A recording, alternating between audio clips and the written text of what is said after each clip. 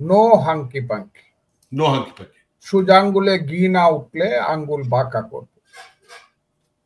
যে লোকটি বলেছেন তিনি হলেন জামাতের নায়েবে আমির জনাব তাহের সাহেব, আবু তাহের।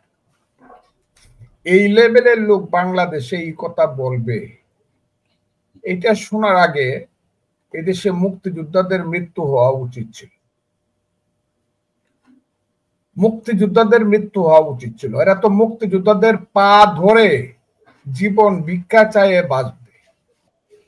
কিন্তু বিএনপি গত 20 বছর 25 বছর যাবৎ 2001 সন থেকে তাদেরকে আশ্রয় দিয়েছে।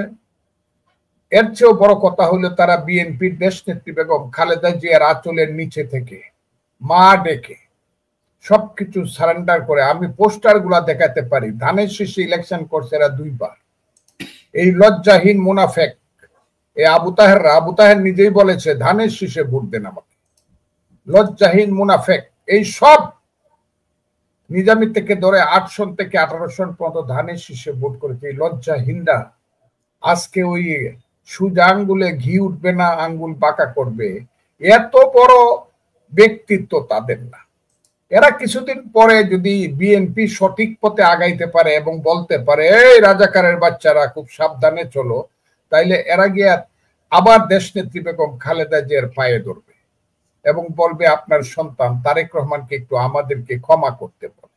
আমি এটা জানি, কারণ এরার মতো জামাতের মতো মুনাফেক কোনো পার্টি পৃথিবীতে কোনোদিন জন্মগ্রহণ করেনি।